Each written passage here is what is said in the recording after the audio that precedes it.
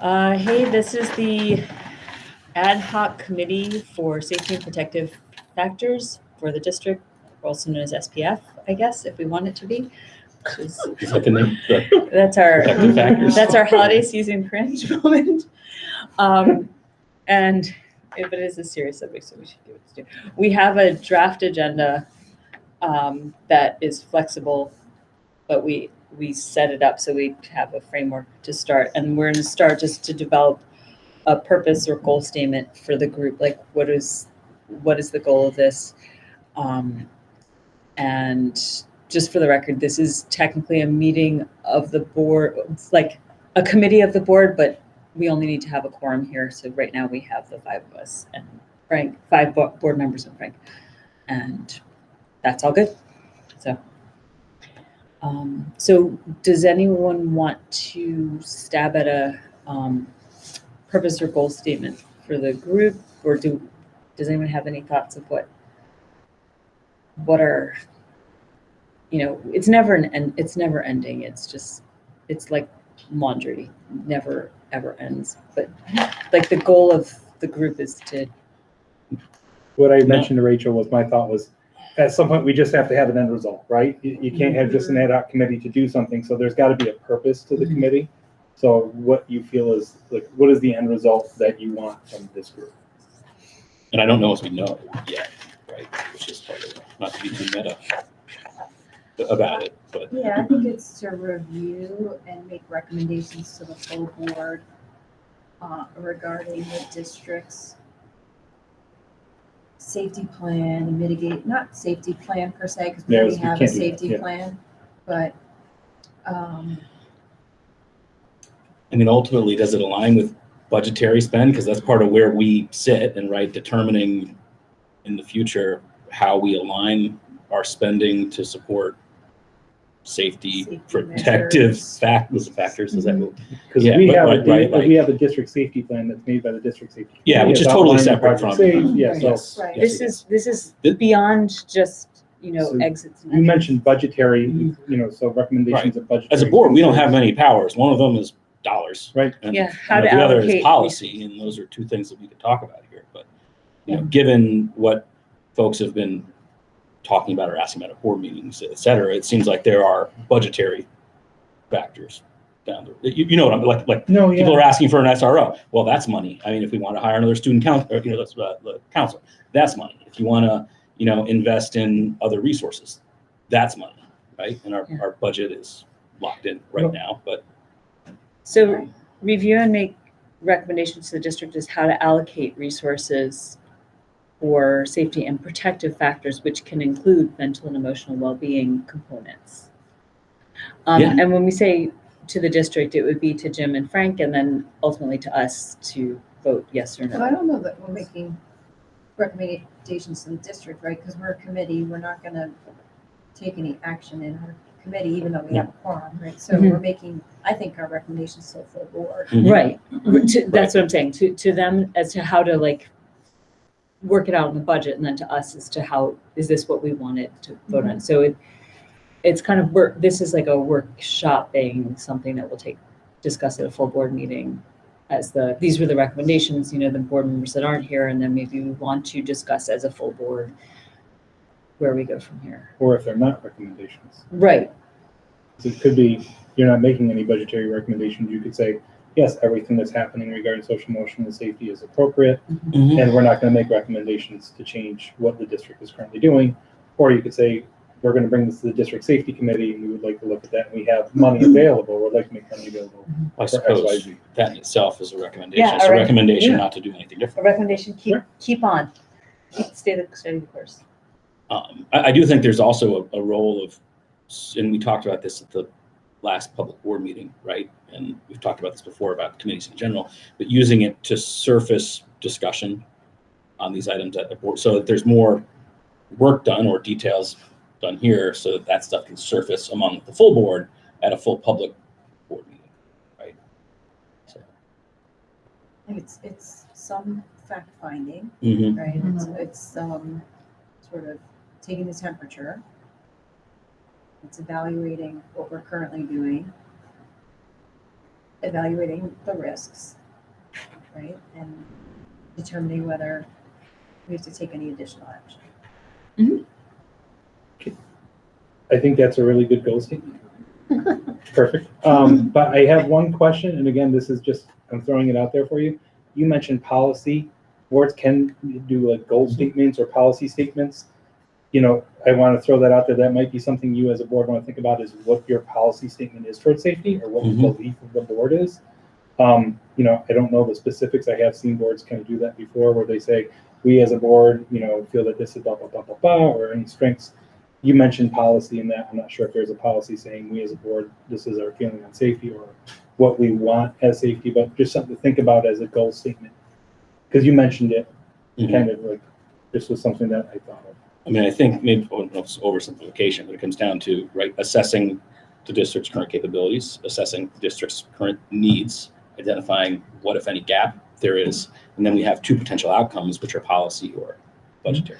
And I think also we want to hear from the community to some extent. I think we want, not just to some extent, I think we No, I'm sure we do. We want to check in, and that was something that when Frank and I were talking about this earlier, and RG brought this up in the meeting, was the possibility of a forum. So I think right now we just finished the first agenda item, which was develop a purpose or goal statement for the group. And if Frank has anything to read out, I just have review and make review where we are, and fact find and make recommendations to the district. Do a needs analysis is one thing Rob Yeah. said, and then Yeah. look for gaps if there are any. I thought that was, and then make recommendations. Because I think when you say needs analysis, I don't only look at safety. I look at, well, if we want small class sizes and you're looking at budget, you have, you know, an allocation of 3 staff members to make small class sizes, or an allocation of XYZ for safety. Which one's going to take precedent? I think that's going to be a harder conversation when you guys get into that. Sure. But yeah, I think without understanding your current state, it's going to be hard to, right? So I do feels like appreciate step you one. said budget right away, because I feel like all of this is a trade-off conversation. It always Which is. comes right back to budget. It really is, So yeah. I think when we discuss it, we always have to be conscious of that. Yeah. I think everyone agrees, so I'm not saying anything new. So Yeah, I think that's what makes this hard. That's what If makes we it had hard, unlimited right. Resources. Exactly. yeah, well, that's how. Like, I don't think some people understand, if they say, I want this, that means, well, then you can't have that. Yeah. Right, so, Especially as a low needs district. yeah, It's not yeah. like you're going to have funding coming over and over every year. It's kind of finite. Mhm. okay, so do we feel comfortable with what our reason for being in this room right now, or our reason for being is? Thanks. Mhm. So Is our goal to be done for this budget?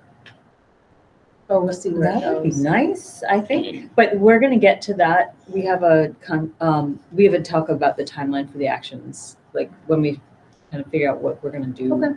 But yeah, I think that's something to keep in mind is, How do you Yeah. feel? I saw your face. I think that's, as I'm planning the budget and trying to figure Right. out what you're going to do or not do, you know, I do, you know, 3-year to 5-year budgets each year. Mhm. You know, of course, the 4th year always expand, 5th year looks horrible. But, you know, your first 3 years are really important. So yeah, if we're going to make any decisions, Mhm. because the needs analysis of what staff members want, what admin want, what everybody else wants, is going to have to play into this. Right. So yeah, I think that's important.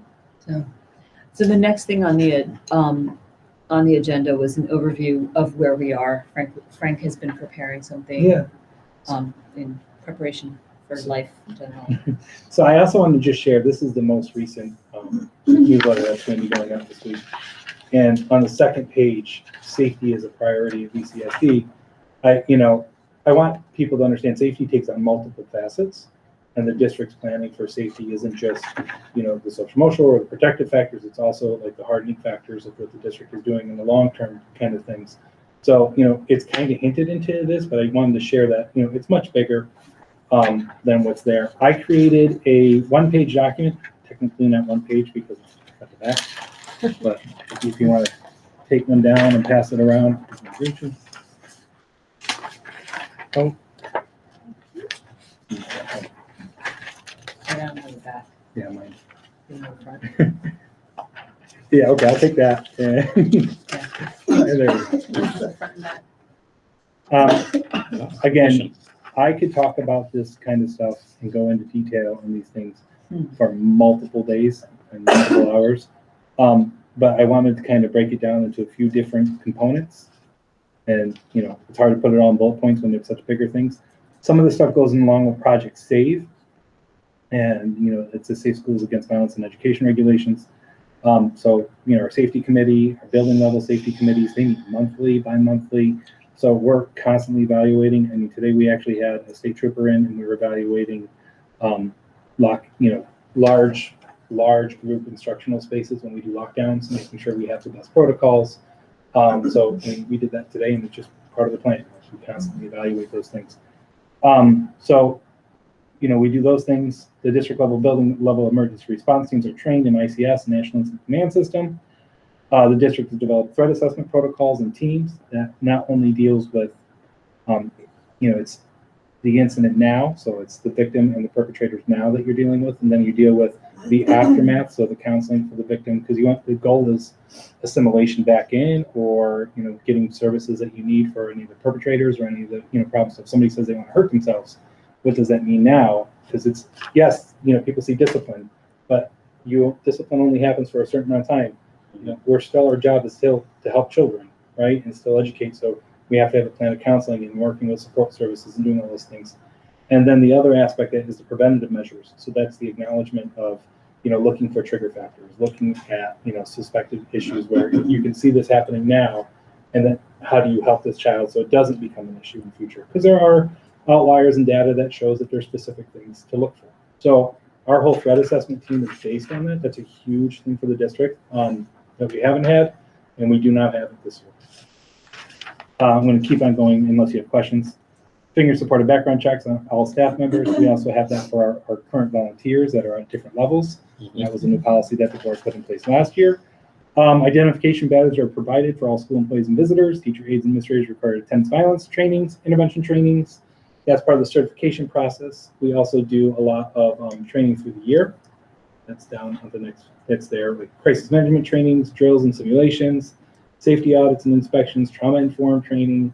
You know, in their new staff trainings, they're doing tabletops. I gave them all about 100 tabletops that range from custodial tabletops to staff member tabletops.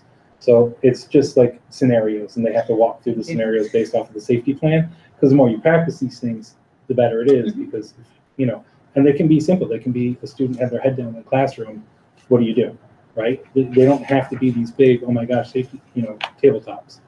But all of those things are things that we're working on. We have video surveillance. We do single point entry of the building during the day. It's different. Ongoing collaboration with the New York State Police Department, Albany County Sheriffs and first responders. They actually all come to our district safety meetings as well. We have 2 social workers on each campus. We develop plans to create a welcoming environment for all students. That is a major focus of all the Compass and BLTs this year, making sure that all of our students have a safe environment here with trusted adults and companions. And if you look at all the data, that is the #1 factor of preventing school violence. Substance abuse prevention and resources provided throughout the district. That's new this year. Anti-bullying programs. And we are looking into new programs. These are ones that were provided to us, but we're looking at all aspects of that. All campuses are alarmed but not occupied. Campuses are being, you know, installed with safety shield protection around the first floor windows. Although, What does that mean? it means that we have, it's not bulletproof, but it stops, it's shatterproof. So if a bullet were to hit a window, or somebody were to throw an axe at a window, it wouldn't shatter right away. It would have to take time to be able to do that.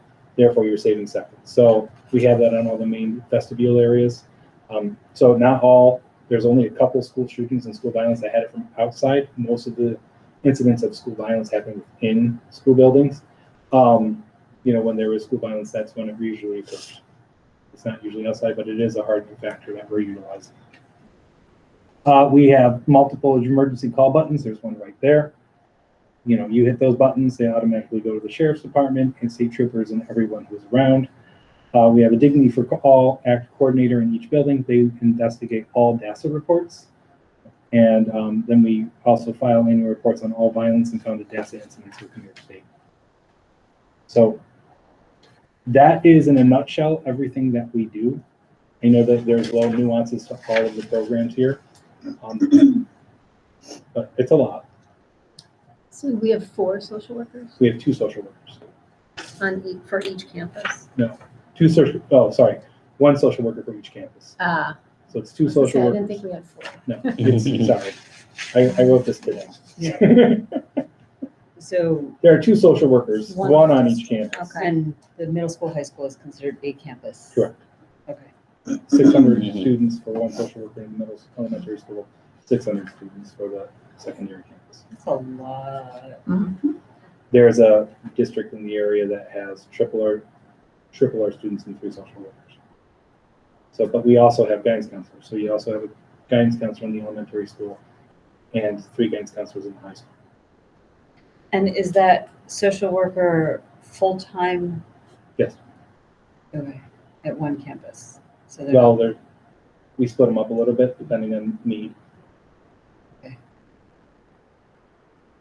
And can you tell us a little, like the threat assessment team that you were talking about? Do they have the staff and resources to do what they want to be doing? Yeah. They feel like they can get through it all, or if Yes. there's students that Yeah. need help? Okay. Well, I think you're asking 2 different questions. Oh, yeah. Yeah, so if you're asking about the threat assessment team and when they have a threat and when they're doing those things, Oh, yeah, no, I do don't, they feel that? Or if you're asking if the guidance counselors and social workers feel like they have enough staff? yeah, you were I think talking those are two about how different- you try to work on preventing, So So the you're trying to preventative work- measures, right?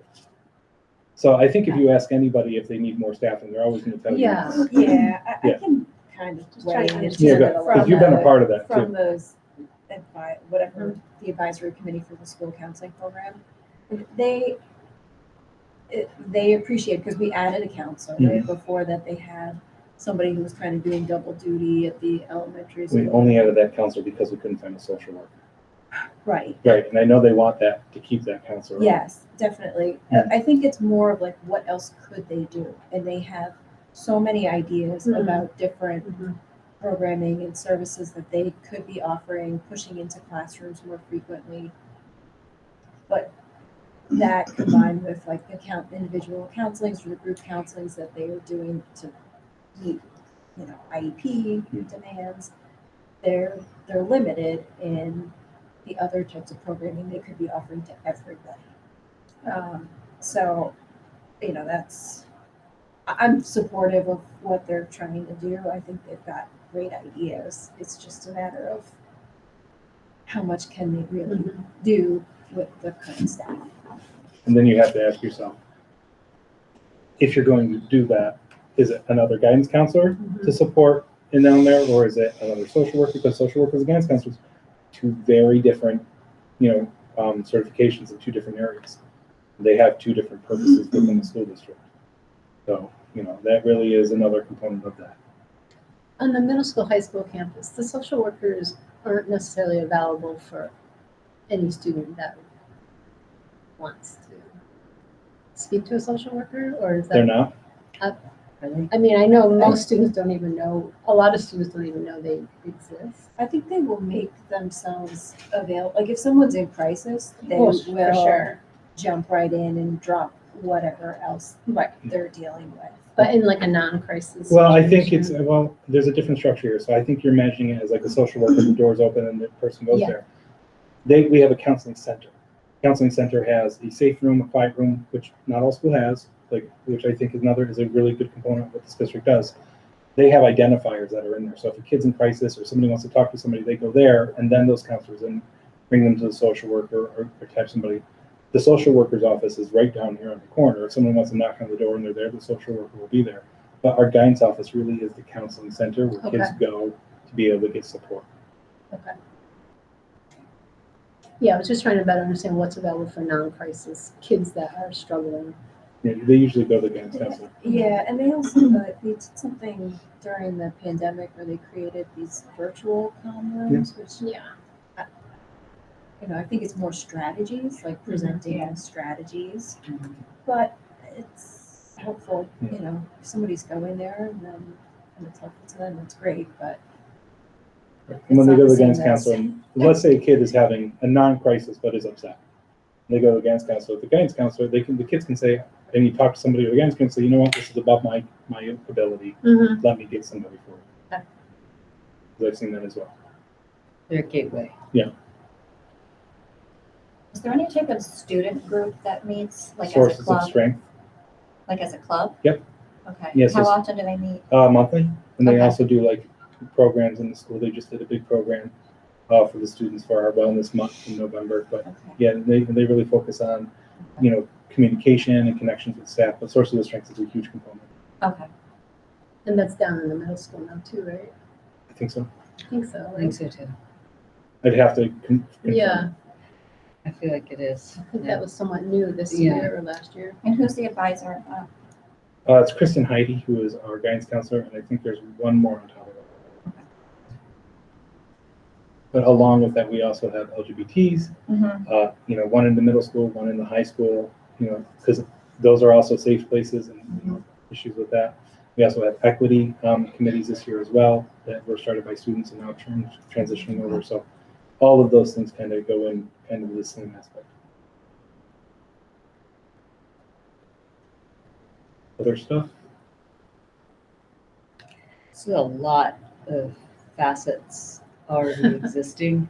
Yeah. And it feels kind of like if we're not careful, we could be walking in and,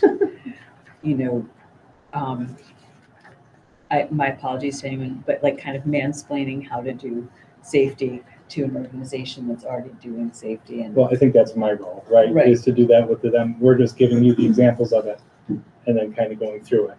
right, Right. You're not, the right, board's not going to go through it and like change my safety plan. No, but like if we come in and dictated like, well, what you should be doing is this, it's like, well, we're not doing The this. daily. experts on Yeah. safety. And this, I can give you No. recommendations of Right, what the exactly. experts say, and we get down to yeah, that Well, I think- becomes kind I of. think that could go into fact finding, Right. right? So, Mhm. Yeah. we could, So that's why and we, you, I'm sure you do this already, right? You have all these outside experts, Yeah. state police, Oakland County, whoever, right? Reviewing our safety plan Yeah, they already do. it. and making their recommendations on. And Tricia, you Mhm. witnessed it the other day when everybody had different opinions at one point, and then the sheriff chimed in as well. So. but I'm just saying, like, if we don't do fact finding, we don't have, we could just come in and seem like, just blundering through, but we won't Yeah. do that. Well, I Yeah, but think We that's- absolutely will not. I think we all, we do this all the time when we meet, like recognize our own limitations, right? And none of us are experts in this. Yeah. Certainly not. so. I kind of am a little bit, but Yeah, Um, no, I'm no, talking no, about I know, board it's a members. joke. It's talking about but I want to just kind of say like the main components of safety in a school district is you have your facility safety, right? And then you have your protocols and procedures. And that, not only involves how visitors enter, but it's also how you do discipline referrals, how you address student issues. When you have threat assessments, how do you identify students who are in need and how do you do those things? So that's another component of it. Then you have the welcoming environment and students feeling accepted within, in their school. And then you also then have the support services that go on top of it, right? So those are all the layers that are there. And by support services, yes, there's the social workers, yes, there's outside counseling that is really, really important that a lot of people don't always connect with. You have your counselors, you have any security monitors districts would have, you have your dean of students, you have any, teacher supervision. That's what I consider like the staff and supporting, because all that is another component of safety. You take those four components together, then you're looking at a whole kind of organizational structure. You can't have one without the other, and it's all layered mitigation. So they all kind of go hand in hand. So I'm hesitant to ask this of you. I'm going to ask it, but I don't think this is the day for an answer. Do you think there are gaps, and if so, where?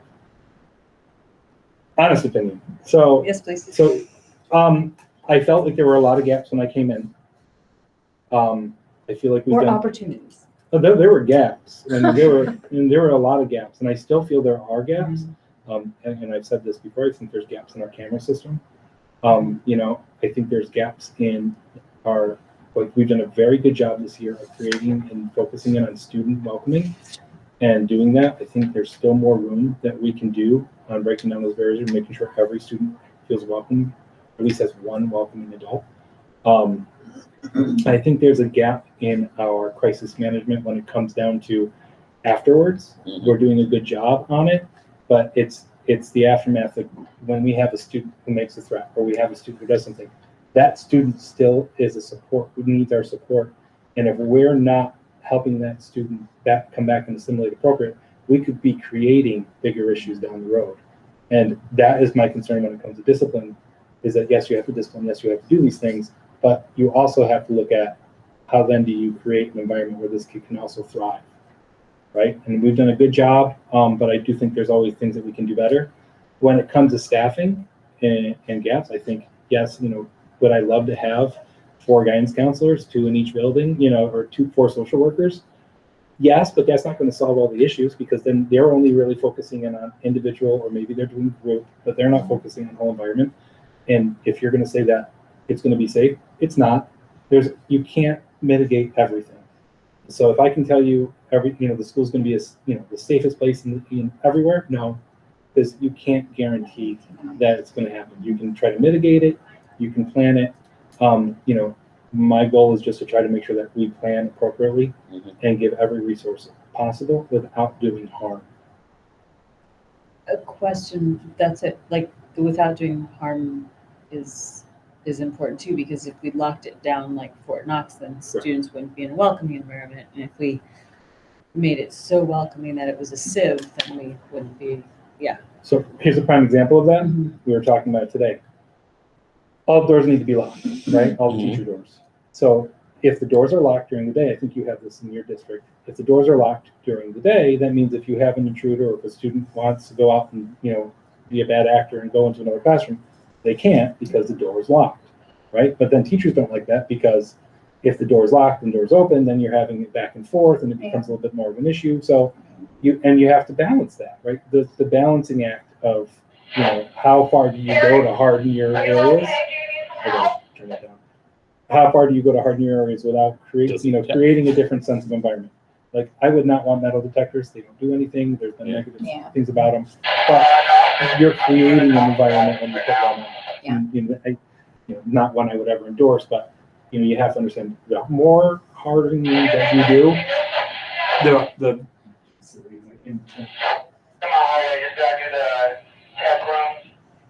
more hardening you do, it can impact the culture and student learning. So you mentioned the aftermath. This was the other question that I had. Sorry, I'm just gonna ask these. And there needs to be support for the student if there was an incident. Yeah. There's support for the student, let's say, who made a threat. Yeah. Is there support for other students? Yes, there is now. Okay, so that's the other part of the threat aftermath assessment, thing and is- that's a safety plan that has been put in place. Okay. So then they have crisis intervention kind of team that meets and then talks about how those things work. Okay, and talks to the students and just says, look, here's. Talks to families, Yeah. makes connections with them, seeing if they need any supports. Because not every kid will, not every student reacts the same way, right? So, you may not want to be called down and have an issue, but your parent may want to have a conversation with the guidance counselor or something. So it depends on those things, and it's not a one size fits all. But Yeah, we're all not. You mentioned the afterward and preventative, and I don't know if this is just how my brain works, or if it's too hard. Also, say no. Is it possible to break things down? I mean, this is a good list, but break things down into what we do that are preventative measures, what we do that are, I guess, like responsive measures, right? Like in the lockdown, that type of thing, and what we have that are supportive afterward measures, right? For like those seem like the 3 different types of things you do to address safety, right? And Can you do that again for me? like preventative, Meaning, So basically. meaning the like preventative layers. measures. Yes, like So the layers that you articulated earlier, and then where do these? like where do things fall, right? Okay. And then like responsive, like you have an actual incident occurring, a student threatens another student, or there's a crazy person in the area with a gun out there that triggers a lot. that's that all goes to The safety plan. the I'm safety sure, plan. but- That really is all in there. And then But the the, mitigation exists, right? Like the you su- have the call buttons, you Yeah, have the right. notification Right. procedure, you have, right? Which Do you, is what do you in need to there, help but- make you make better decisions? That's what I kind of need to understand is, like, what do we have for the before, for the during, and the after, I guess? Yeah, You just and then mean before- the threat though, because I mean, From What anything, about, like, whether it's a mental health substance abuse, right? crisis, What are you doing to Seems very prevent substance different. abuse? What do you do when you uncover a student So that you're- has substance so abuse you're issues, or what do thinking- you do to support them in the So future? you're Or thinking in terms of identifying the risk and then the before, during, and after? yeah, what are we doing to prevent But prevent could unsafe things be, from prevent occurring. could so be that, physical. I'm just looking at But that. you use preventative and afterwards, Okay. which is So I'm just looking at it in my head Two. going, this is so large. I Yeah. feel like it's Right. just, so I want to just clarify. So preventative measures, right? So preventative measures can be the apple a day. They can be the substance abuse that we have Mhm. going on. It can be the guidance counselors pushing in. It can be groups that the social workers having. So it can be all of those even things. clubs and athletics. Clubs and athletics, I sources of mean, strength. Preventative measures can everything be, helping kids. yep, our weekly threat assessment teams are now, they're going at-risk students. So that can be your at-risk preventative measures. Mhm. It can be anti-bullying programs. There's so many different layers. And then also preventative, you're talking hardening, then Locks it's, on doors. locks on doors, and Right. it's, the vestibules that we're doing and the cameras. So it's, I can spend hours making these things and I'm just trying to. no, you figure don't out- need to. But again, Yeah. earlier you mentioned preventative measures. That's that we what I'm take, saying. and So then the afterward stuff. I think And then- all of these are, I Both? think they can all Some of go them into both? all of them in my mind.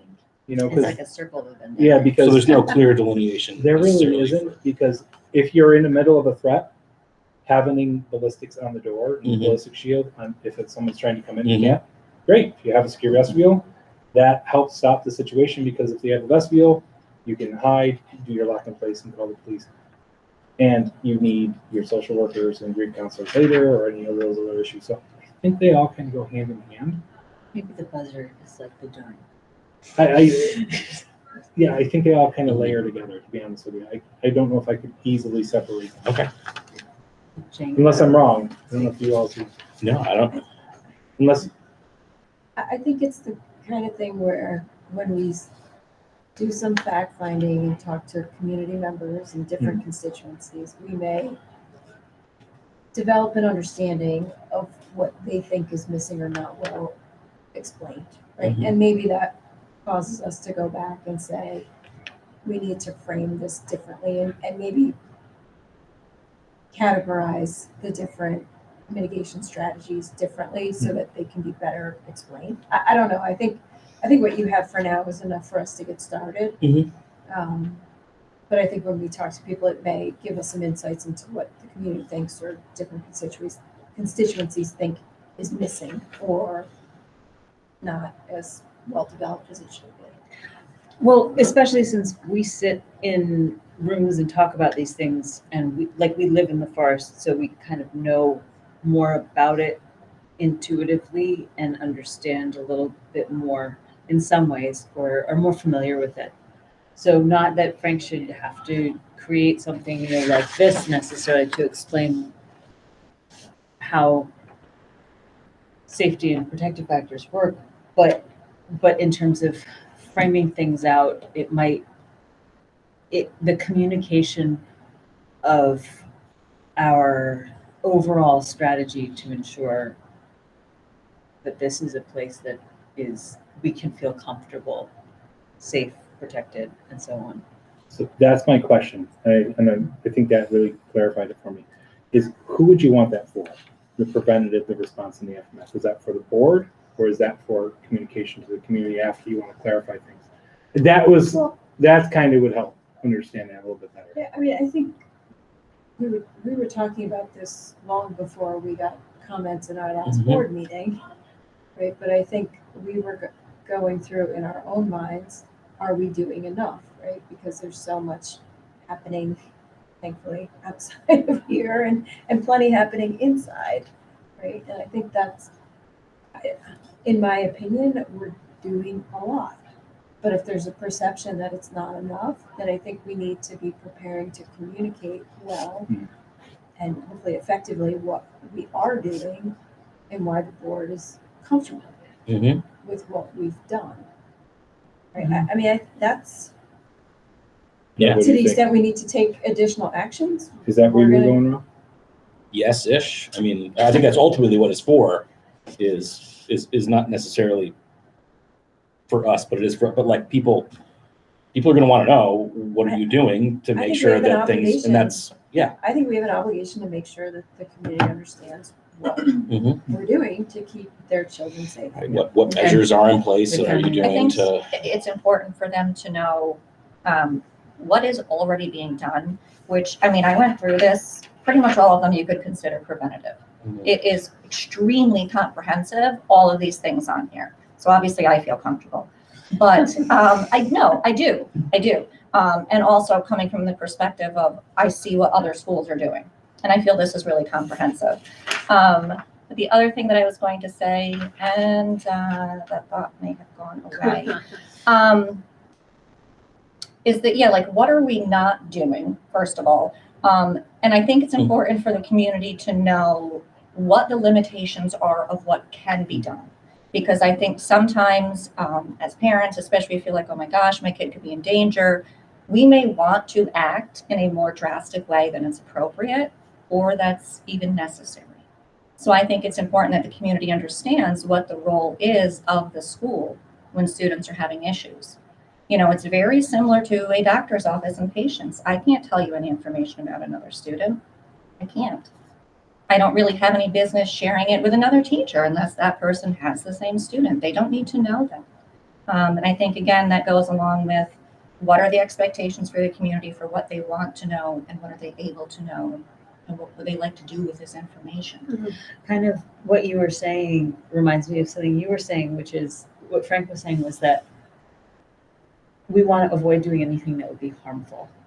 Yes. So we want to make things safe and protected. And while some people might feel that that safety relies on something that might ultimately be harmful. Yes. And that's why I think communicating what we're doing and Yes. allowing questions to be asked would be helpful. As to, well, why don't you do this? And when something happened, and that would be like a really clear explanation as to kind of the HIPAA of Yeah. students. But I think it's also more than harmful, right? Mhm. There's, Law. well, no, there are strategies out there that haven't been proven one way or the Yeah. other as to whether they're effective, right? Mhm. So, you know, we may not be able to conclude that it causes harm, but we also may not have enough information to say it would make a difference. Yeah. Are we wasting resources on things that really won't make a difference in the end? Because again, resources are finite, no matter Yeah. what we want. So, And the one thing I didn't put on there, I'm sorry, it's responses. Because if someone gets something, like I bring it to Rob, and Rob then decides to do B, but Rob should have done A first, right? Like, it's when you make those decisions. So the people who are making these decisions are, when a threat comes to their attention, or they say, well, Trisha told me that I wasn't a nice person, so what do I do with that? If I ignore that, or I say, well, that's all right, Trisha, you know, she's just having a bad day, right? Or whatever it is. And I'm just using it because you're looking at me, I apologize. And then I don't do anything else with that. I could be doing something wrong, right? I should be, and say, taking that information and then going to the guidance counselor and saying, I need you to do a peer mediation to make sure there's no other issues. So you're not finding out there's any other layers there, right? So responses are really important. That's everything we're working on, because if somebody brings a threat to you and you don't handle that threat accordingly, right? Or you mismanage that threat, it could have other issues down the road. You know, I will tell you flat out, I've made a mistake before when I was an assistant principal. Kids said they hated somebody. I didn't know, like I didn't realize anything. At the end of the day, they were beating each other up, right? Like, and I go, oh my gosh, I could have prevented that if I only did this. And I think responses are really important, and it's not something that you can put down in a safety plan. Those, you know, the way that you handle every situation that comes to you as an administrator, as a teacher, all of those responses are really critical in stopping issues from happening. And Robin, I think you know, because I mean, you've seen it in buildings before. You know, one misstep or one, Oh, you know, yes. there's always 5 different ways to handle something. a response is really important. So we do work on those and we evaluate all of our responses afterwards. So you have a process for learning Yes. from our. Yep, all the admin. Is that work- done with like the whole admin team? Yes, we do it in Right. So Cabinet. So. So I just wanted to share that because I think it's Yeah. really important. I want to be aware that of time and we want to get through some, like to a point where are we going?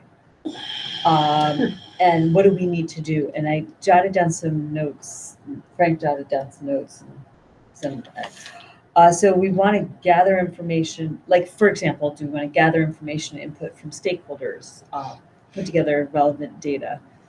And do we want to do that by having a survey and seeing where people feel we are or what they know or other questions? And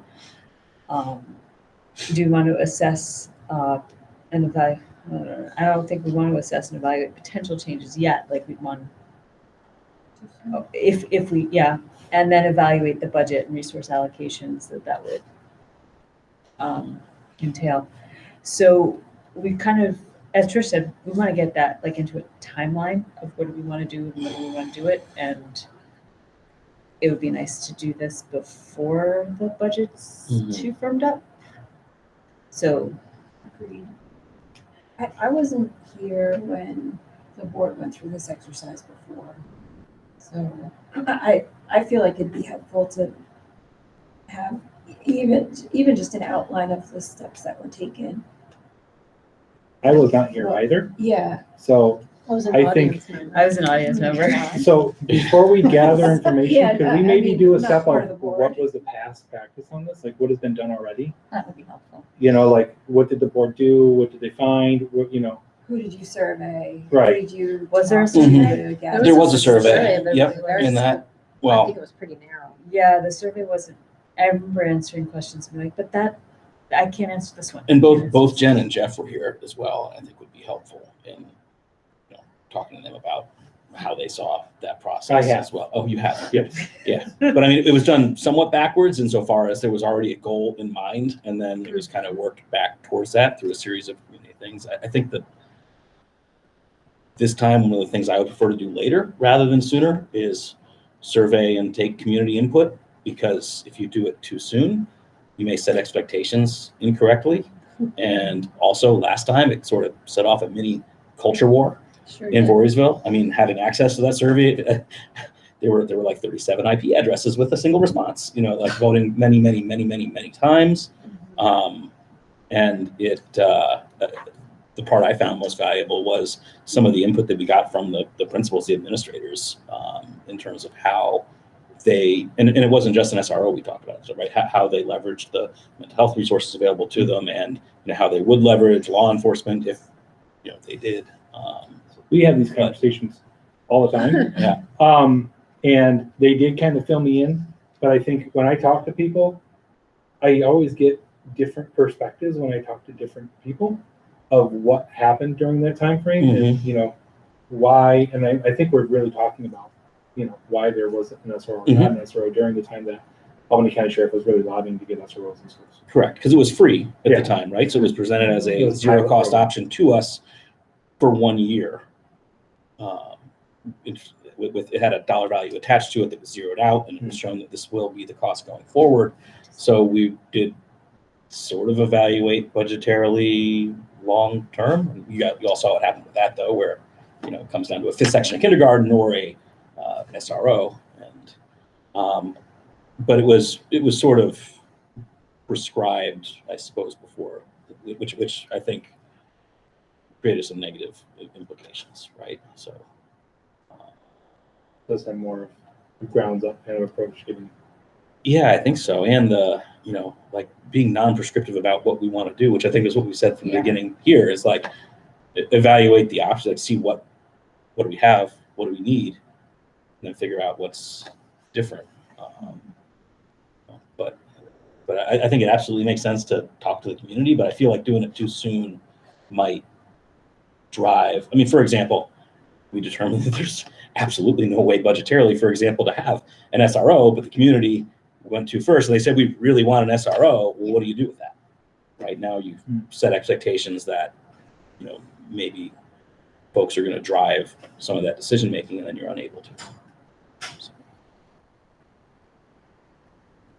But if you go to the community saying, do you want an SRO or smaller class sizes? Respectfully, I don't I think don't you think should you- give I don't people the think you choices. can. No, it's not like that. That's, No. that's for us to decide. Yeah, the board Yeah. makes a No. decision and already has made a decision that small class sizes are valued in Voorheesville. I think what you have to look at is, can we budget things? Absolutely, we can budget things all day long, right? I think you have to make a decision of where you're pulling the information from. What are we not doing? And I think the important things that we're not doing is we don't have 2 social workers in each building, right? We don't have that. We don't have security monitors in the hallway. We don't have an SRO. So other than that, we basically have everything else. We don't have locked doors that you can push a button and all the doors lock. I would love that. We don't have that, right? So we can make a listing of the things that we don't have, and then I could tell you how much they're going to cost long term, and then then we have to make those decisions afterwards. But at the end, it's going to be what do you want to put your money towards? Do you want to put your money towards another social worker or another guidance counselor? Because right now I could say we could hire a second guidance counselor at the elementary school, and then we don't have the funds for this, right? For an SRO or for an AIS teacher in the high school. Or I can tell you I'm going to get a staffing request for at least 7 staff members this year. I can guarantee it. That's over $300,000. So, and that's not including an SRO, which would be another $70,000 on top of it. It was 75 like 4 years ago, 5 years ago. Yeah, I was going to say, if it's I'm 70 throwing now, an estimate. that seems Yeah. like it would. I was just So throwing I was an gonna estimate go out with there. 85. So Um, I agree with Rob is, if you're asking people what they want, I think if you ask people what they value, Mhm.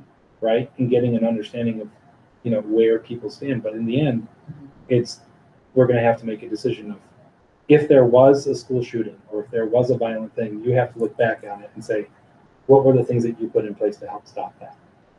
Yeah. And that's the important aspect of it, and what could you have done differently, or did you do everything right? Because if you look at every school violent issue, every single one is different, and what worked in one didn't work in another, and so you can't say there's a one size fits all. Robin? Can't fight the urge to raise my hand. I can't.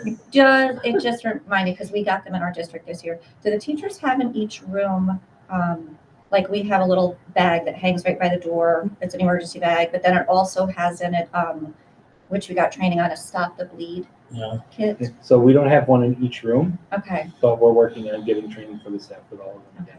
And I will say the main reason that actually got pushed, because our district, obviously they look at these things, but we have a new teacher to the district who actually did experience and live through, obviously, a school shooting in her previous district.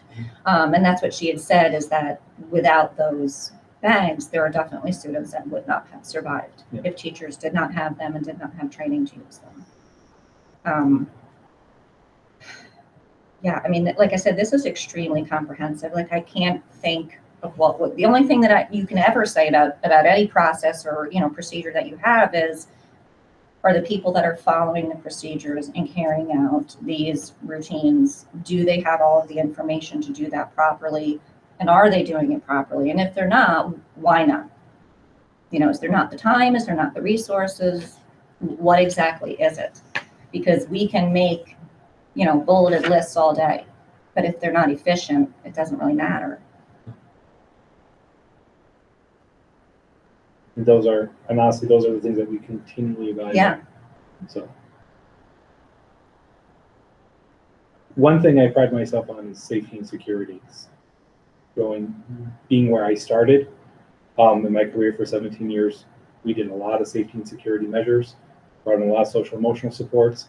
It didn't stop everything, but I think knowing where you want to go is going to be important. So understanding what data you want to look at as a board, what information you want to gather or not gather. That's going to be the key components for you to make a strong decision either way you want to go with anything. If you were to ask me if I say what supports I would say to put in place, I don't know at the moment, because I feel like there are so many good things happening, and I'm 50-50 on everything at the moment. I can't, usually I'm pretty good on, here's what I'd want an SRO, or I'd want a social worker, I'm split down the middle on where I stand as a recommendation.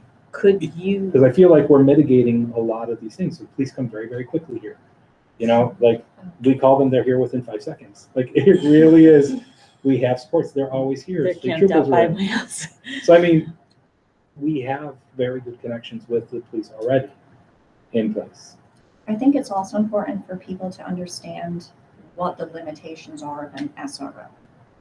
And I know this has come up in my district because last year our district, like unfortunately many districts, had an extremely high amount of incidents of physical altercations happening. Like sometimes one a day during the week, you know, every week. Yeah, it was excessive. But there's a whole lot behind that. But a lot of people seem to, like teachers, some of the teachers were immediately questioning, like, well, where's the SRO? Why don't they come in and break it up? And that's assault. They should arrest these kids. And immediately it's like, no, that's not, an SRO is not a police officer. Yes, they are. But here, it's not exactly in the same capacity. So again, I think it's important for people to understand what we have. And if we were to have something like that, what are their limitations? Because they are not just a regular police officer that can save the world for us if they're inside the building. And you could bring in outside, someone mentioned bringing in outside people to answer these questions. Yeah, I can't remember who that was. Yeah, I think I brought up, NISBA's written on this, they've studied it, I'm sure there are other organizations that have as well. I'd like to hear from them and have the opportunity to ask them questions and kind of dig a little deeper. But I don't have a fully formed opinion on this yet either. So the board would like to bring in people to talk to the board about. I think we should do, I mean, what I've suggested in prior meetings was we hold almost like the equivalent of a hearing, invite people to come in and talk to us about different facets of, mitigation and what we could or could not be doing, whether it's effective, what did they do to study it, and what conclusions did they reach. I'm sure there's information on both sides of the SRO issue. I don't know enough about it. But that's just one element Yeah, of this, that's right? right. Like that's Yeah. one piece of this. We all know it's the easiest thing to point to that we don't have, right? It's very tangible. But the Exactly. lockdown Either you doors have is a it or big you one don't. too, like the Insta-door lock. for lack of a I term. feel like the welcoming environment is a huge component. It's huge. Like if you read about a lot of cases, it's often somebody that doesn't feel welcome that poses the threat. And a similar number of cases of incidents are because there is an SRO and the student uses the SRO as a way to die of suicide. So What? As a way to what? I didn't hear. as a way to die. Oh, geez. Yeah, it's pretty tragic. So I have opposite experiences where the SRO actually helped save students' lives. Yeah. In the previous district I was at, and there was a suicide attempt, and it was specifically planned when the SRO was not involved. So, so I have a different perspective. Yeah. So I think there's, as RG said, there's always going to be two different perspectives of these things. Absolutely. But knowing what their limitations are and knowing, what they are, like you can find positives and negatives on every single scenario that you're talking about. Yeah. And you can bring in people to say, yep, I think bringing in NISBA, they don't have skin in the game. Yeah. Right. So I think if there's someone that we can call for NISBA or having someone, but I think you have to be, careful on who you call in. And Depending what on you who want you- them to speak to. Because if you're calling in, the Right. troopers to talk about an SRO, troopers are going to tell you having an SRO I've is seen that at the last forum. Yeah. but if you're also bringing in somebody who That's is pro social emotional supports in buildings, they're going to be against SROs, potentially. Yeah. and they're and they're going to be pro this. So I think you have to look at this as what mitigations are you putting in, what have you done, and is the SRO, that's the component of what you're looking at, or how are you going to focus in on making that decision? So where do you guys want to go? Exactly. Yeah. It's the end of November. What if we need to give you a recommendation for the budget for this coming budget cycle? When do you need that recommendation by?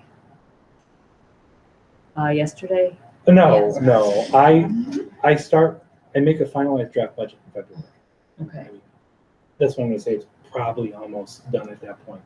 I can budget in I can budget in everything, right? I can make my wish list budget, which I usually do, and I'll take everybody's expectations or everything that everybody wants, and I'll budget it in. So I could budget in an SRO and 3 security monitors and 2 social workers. I can budget that all in and then kind of offshoot that to show you the potential impact of what that is. So even if you're not making a recommendation, I can kind of show you where it stands. And I can also show you how that impacts the district for the next 3 to 5 years. It's a redundancy aspect. They grow each year. You're not getting the same funding each year. And if there's, when everything's great, everything's great. When everything's bad and there's a recession, you're not getting the same money and they change your foundation aid formula or they stop funding it completely, you're losing money under your general fund. You're going to have to make decisions with program and people. Those are the things you cut, to save money. When you say you can budget in, are you saying you can make a budget For like zero 35. gap? Oh, God, Or no. you're just No. saying, so you're just No. saying I can throw everything in. I can and show throw you it the in and number. show you the percentage Some increases. people might think when you say I can budget it in. No, maybe no. I can make it work in my budget. Oh, God, no. Number is. He can just add it to No, budget. my February budget shows you the gaps. I want to make. Right, no, my very February budget clear. is usually the gap budget of like, or We'll throw it up there in 600,000. options, this, and this, here's how much Exactly. this thing costs. And then- Exactly. I'll add $3 million to the Right. budget to show you Right, everything that that's we what could I add. can, and that's what I can do. If you really, that might be helpful. I don't know if Sort that's, of a mock-up. Yeah, but I can budgetarily wise at least kind of show you some of those things. And again, estimated. I prices. think it would be helpful to have an idea of, okay, if we had the Like Insta option drawer A, add an SRO. Option B, another social worker. Like just, like a menu. yeah, basically. And then we could be, meanwhile, while those are getting added, we could also be looking at like the description of each and the data behind each and the usefulness, the utility and the applicability and the value, I don't say return on investment, but Cost effectiveness. right, the cost effectiveness and the need for it in this district specifically, given where we are now. There was one district that 4 years ago chose not to go SRO route and went with the equity officer and, went that route. So, they're revisiting that now. And I think, they haven't made any decisions, but, there's districts that don't go SRO routes. They go the other route and they haven't had, there wasn't a major issue or anything like that, but they go those ways. There are districts that choose not to go different paths. Not everybody has the same fit for everything they need. That's a good Is, point, the equity officer, because that's something we really haven't talked about, but We don't have one. there are a lot of districts moving in that direction. Yep. That's a good one. Yeah, and one district specifically chose not to do that. They chose no SRO. It was one against the other at that Yep. particular time. And it was, and they chose the equity officer over, and that made papers. I mean, it was in the paper and Yeah. stuff like that. Yeah. Who was that? This game. So Gilderland has one, right? Yes, but they Yeah. also have. They also have an SRO, right? And I think Bethlehem. They do. too. Multiple schools do. Scary, I can give you a list of. So, Okay, so given that we have a February timeline and it is all but December, we have 2.5 months to come to some sort of a place where we can make a decision. And we do want to compile our own basis for information. So maybe that includes reaching out to NISBA to see if they can give us some impartial support in information finding, and also maybe some other, you had mentioned someone, I cannot remember, it was a vice president of something. yeah, that's not going to pan out. Okay, never mind. That's off the table. So not that, but maybe there are some other, and I think we also need to be very aware that when we make a decision of who we ask to come and speak to us, that will be a statement in and of itself. Especially if we're looking at we want to be as impartial as possible. So there could be some partiality. Would it, Yeah. Sorry. Go ahead. So you mentioned at one point, the community aspect, I totally understand. Mhm. But you also someone said student input at one Yes. point and also Yes, we do. staff input. Mhm. Is that something you want? Because they're major Yeah. stakeholders in Yeah. this, Very much so. right? They're So- closer to it than we are. Right. Yes. and the one Absolutely. hearing that we did last time, we had each of the principals speak, and then we had, was it Karen Jones maybe spoke? And then the sheriff. I mean, does it make sense to hear from administrators about what their needs are, or is it really more holistic than that? Or is that? I feel like the you? administrators tell me their needs and we go And then- through them and build them into it. So, I mean, everything I'm telling you is the needs that have already been Mhm. conveyed. What about like Kelly Lundrum and, I'm blanking on, is it Lynn Boyer? So those are the teachers and, yeah, Mhm. teacher PTA. and Yeah, I TAs. think it'd be helpful to hear from them too, Yeah. and they can do, in my opinion, at least engage in whatever process they want to survey their own. Yeah, that members. they can Not speak every- for their but if they can- constituencies if they in an can official speak for capacity, their right? Not every members. staff member is a member of the unit. So, just, Oh, really? Say that Yeah. again. not every staff Really? member is a member of the unit. So if I you're know they only don't have to be asking, anymore, so if but- you're only at your own, if you're Oh, asking okay, for so- unit perspective, you're Yeah. getting unit Right. perspective. Right, but if you have like Hmm. equivalent of like Management Confidential or, Yeah. Yeah. and there's a representative that. No, they I want was to saying appoint that. To speak. I'm saying that not all teachers are members Of the union. of the union. Not Yeah. all It's not full non-instructional people are members of the union. Just, Well, Yeah. we can create another forum for people to provide. so you want them to speak or give the survey? I think a survey I think a survey would for be staff. helpful. The problem I have with the survey is how do we evaluate the Mhm. results? That makes it. And half of it's how it's worded. Right, and if you're Well, yeah, asking, how do you- right, How and do you if you're create asking one the that asks unions the to right word it, questions? they're gonna go to NICET, and they're gonna get NICET language, which may or may not be the same language you'd wanna use. Right, understood. But as far as other constituencies and where to from here, like I mentioned NISBA, I think they Mhm. do serve as sort of an impartial Mhm. party on this. I'd also want to hear, this is just me, but I'd also want to hear from somebody who's researched like appropriate ratios for like social workers to student, number of students, like where are we? We're at like 1 to 600 roughly, like for someone who's looked at this, is that sufficient? Not everybody uses a social worker, so they would have, that. Or So I agree the, with the you. function, right? Yeah. The function. Or, Same with you the know, guidance counselor, right? Yeah, same with guidance counselor, and then I had one more data source that I was thinking of that just went out of my I head. can look into that.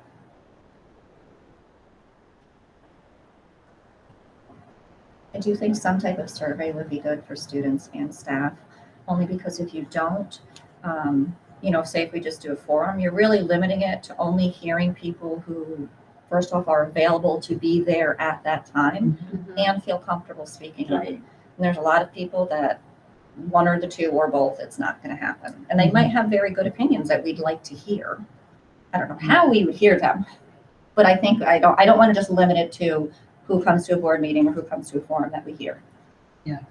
I think it'd be helpful if we could come up with a number of questions that we wanted to pose to the community and just put out the questions and let people respond in writing. As opposed to like, Like open-ended. agree, strongly agree, Yeah. disagree, Do you know, feel safe? like, do you Well, feel like safe? sometimes Strongly never, agree, yeah. right? Like, Yeah. I think if we could get more sort of narrative responses. It's I- 400 responses. That's for a I lot. know it's But tough. I was, but- yeah, the open-ended response has value, but it also sometimes deters people from answering because any survey that takes more than a certain number of minutes doesn't get answered.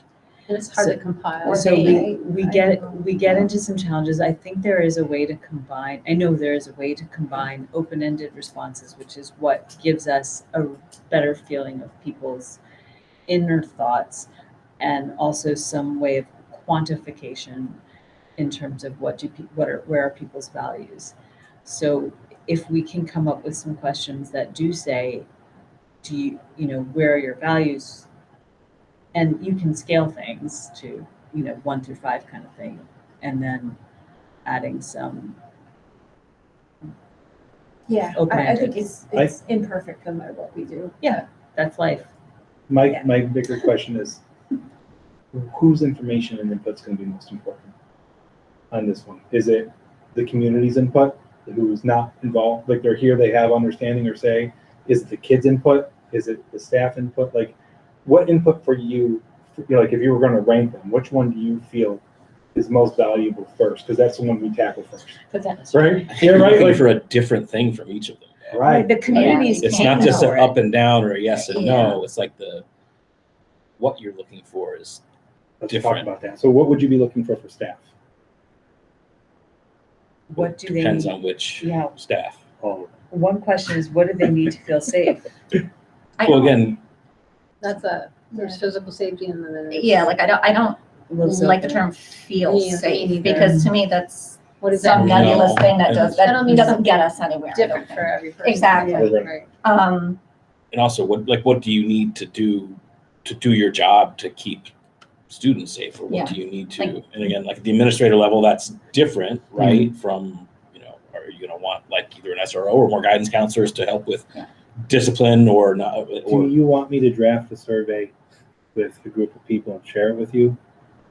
Like I can have the DAC draft a survey. That might be a good group to do it. I District think we have to advisor. have our goal of what we want from the survey before That's- you Yeah, ask someone that's to the draft. problem. a That's the survey. hard part, right? That's kind of where I was Yeah. getting at is where are your priorities? Who do you want to first hear from, and then what do you specifically want? I mean, I asked This at the DAC the other day, I asked very simply, where do you stand on SROs? That was my But simple, I don't want to keep narrowing in Yeah. on just. Well, I'm sorry, go ahead. but no, but I what I wanted to get to though was that some people are like, well, I don't know if an SRO is important, right? I feel like, I don't think you need one. I think you need this, or I think this is more important. Or somebody said, I feel very safe in school, right? I feel like we're, and this is coming from a staff member.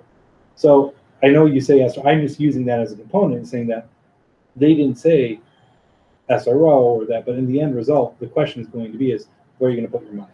And your money is staffing, right? Staffing, program, and hardware. Those are your three places to put your money.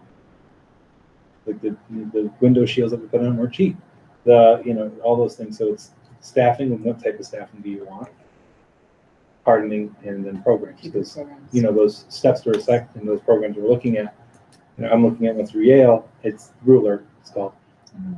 It's like the tried and true of social emotional supports. It's expensive, and it's a 5-year investment. In a district. So Programs are really expensive. really expensive. And currently we're not paying for those programs.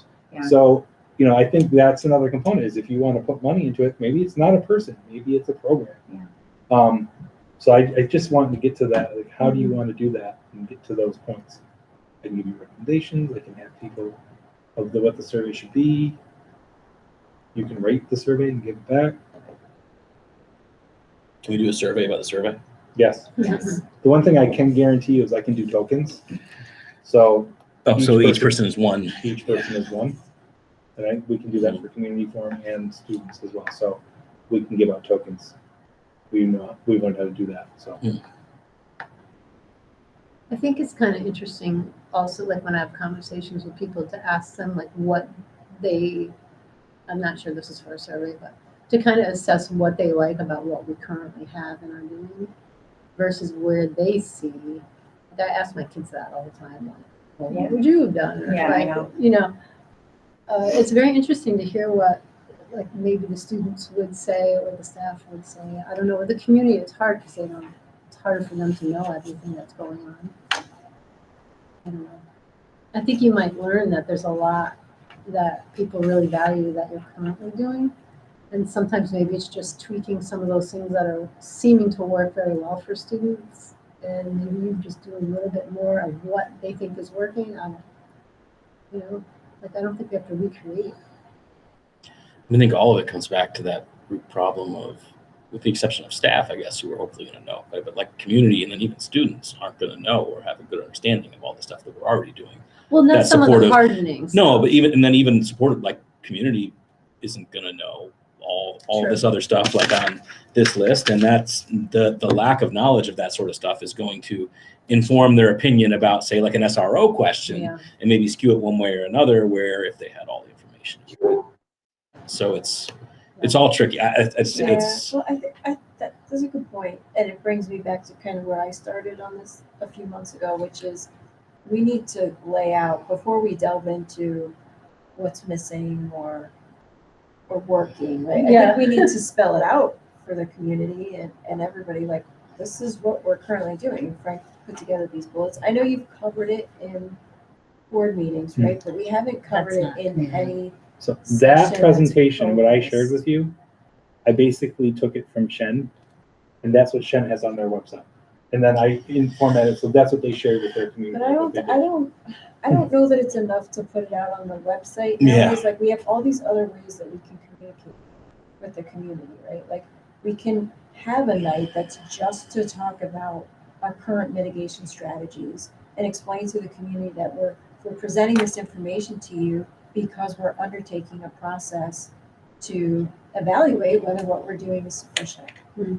Right? And then and if we did that at some point in December, that would set us up in January to be able to then have a forum, right, where we hear from experts who are hopefully impartial to tell us what, what they've studied and whether it's effective. And Because otherwise I don't know how we get to February.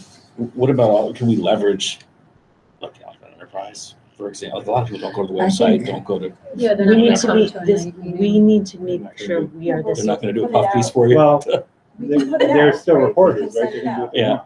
Yeah. if we have the story that we want to tell, we need to be the ones telling it.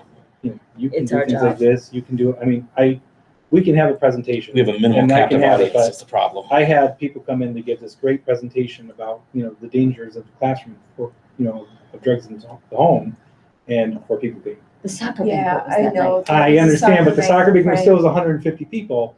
We Yeah. have, you're having 600 kids in a district.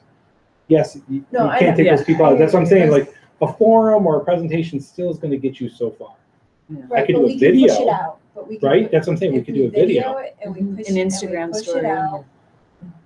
I don't think people will Is listen. I don't know. Is it possible to send, I know I say this, usually get shot down for it, but is it possible to send something home to students on like, here's a page overview, just wanted to let everybody know I can send it as a school message. what we're doing? Yeah. Well, but I mean, I know. You can Like- send it home with kids in the elementary school, yes. If it's too Real long to easy, read, it's too not- long to You read. never Yeah. see it in middle school or high school. Even in So- elementary school, some kids you Yeah. never see Yeah. again. Yeah, Really? true Or fact. if you So, do, it's like not even. Talk about what we're already doing, right? Is that Yeah. what you guys want I to do? definitely- I think you have to establish the foundation, right? This is Yeah. what we already Where do. are- Otherwise, Okay. you get these skewed opinions about The what next people step. think we're I'm doing. sorry, I'm throwing or things at you. aren't. Again. Yeah. All So right, take, next kind of steps. taking everyone on this journey with us. How so about, that we know I have a meeting with my communications person tomorrow. mhm. How about I bring this up with them, And see what they I think. think that's great. right? And I Yes, believe please. so. Yeah, because they My know what they're husband's doing. leaving in like 5 minutes. So why don't I do that? Why don't I share this with them to talk about, and I'll share the one pager and say, how do we then do this? And I'll talk about, Rob, like how you said, run the response, aftermath, and the communications people are pretty good at being able to frame things. Mhm. So, Sure. and then we could push something out to them. And then it really depends on how you want to do it, because this costs money to do Yeah. something. No, like that's this. not, Yeah, okay. But- We I want to don't, go. I don't want to do anything All right. that costs money. I don't think we need So to. do we have any idea of traffic to our website yet? I haven't asked. We have it up and running. I just haven't done it. Well, no, I know we have, like, the stuff's been on, is there to tell, but I have, Just it's not a wondering if we- priority for me. to Yeah, I ask. know. I can ask if you want tomorrow. just curious if there's like It's effective. 37 people or Effective if way to it's How many, just like how many 400. followers we have? Right, so- That's what you're looking Well, for. you have Like to people, go like to we the put all the stuff on the website. website, So is I it like, can is share what anybody, we're is doing anybody to it, going? I know. And- So share what we're doing, and then do you want to do, because we'll figure that out. Communication will give me a bunch of ways, because they've done this before in other districts. So share what we're doing, and then bring in somebody to talk to you guys. That's what I would like to do, but Yeah. I'm one person, so. I'd like to hear from people too, yes. So, I think we're all agreeing that that would be great. And it might be something, do we want to present it at one of these meetings or at, we have a board meeting on Monday, so it's not going to happen Monday. And I don't know if we want to wait till January or not. Or do we want to wait till January for that? I think sort it's of just thing? gonna be hard to get people between Yeah, that's now what I was and. gonna Yeah. So, Logistics. do we want to Yeah. suggest that maybe at the January board meeting, we make that into a discussion, or do we want to have that as a separate forum? I think at the board meeting on Monday, we explained that we've met, this is what we talked about, this is what we're planning, and We can open it to the board for full discussion as to whether it's something we want as a separate forum or as a part of our January board meeting. I think it should be separate, but yes. Okay, so are we all in agreement that the next step is finding out about communication for what we're doing already, and then learning more either at our January board meeting or at a separate forum which may or may not include opportunities to hear the public. And a survey is going to be somewhere in the next month or so. So for me then, I will reach out to NISBA, see if they have somebody who could do it, at least start getting my feelers out there. Yes, please. Find somebody who's appropriate to give an analysis of the ratio of guidance counselors outside. Or others. Yeah, social workers and stuff. I'm social gonna workers. see if they're not tied to the district in any way. I wanna see if I can get like an unbiased person. I might reach out to SUNY Albany, There's actually. something in the American Counseling Society or something, they said 1 to 250. Just so you know, that might not be the place to go. I've heard that before, but I wanna talk about practice and purpose and like what, people think, because 1 to 250, It's a lot. it's a lot. You're looking, Yeah. Okay. So, so I want to see if I can get someone, if that's all right with you, like someone who's not, Mhm. try to be as unbiased as possible, Mhm. someone more. Bias is good. I like that. And then, I will speak to the unions about a survey. Or at least- let them survey their members and speak on their behalf. Right, but that's, I'll speak to them if you don't mind, and then if you want me to draft it and share the survey with you, or do you just want them to draft the survey? I can have a scope of what you're looking at. I'd like to see it. Yeah. Yeah, that's so. Yeah, so. That's what I was wondering. So I will work with the unions, ask them to draft a survey that they would like to share out to their staff regarding the, the SPFs. And we'll add a couple key component of staffing, because I think you have to. I think you have to add staffing questions in there. But we'll ask them to kind of look into that as well, and then I'll get that back to you guys by the end of December. That sounds good. And how about student survey? And I think we need to figure out if we're gonna do you're gonna get back to us from the communication person on what's the best way. Yeah, to I'll let you know roll that out in my what news we're and notes. currently doing. I think if we're gonna have a forum early January, the better thing would be to have a survey immediately following that, so that folks can learn a bit at the forum should they choose to. And if the forum is filmed, then we send out a, here's the survey, here's a link to some more information that we just heard, and request it. And at the forum, we say there's a survey coming out, dropping in your mailbox tonight. So in that way, we're all kind of coming to it. Here's the information from communications. Here's the information from our unbiased, as unbiased, impartial source. And here's our ask for you is, can you answer these questions for us, please? Right. And then and then also Jim's like We'll do the putting budget. together the The shopping budget, list. yeah. Yeah. Okay. Does that work? Mm-hmm. Awesome. Thank you. Okay. Thank you, All right. guys. Thank you. Thank you. All right. Oh, jolly.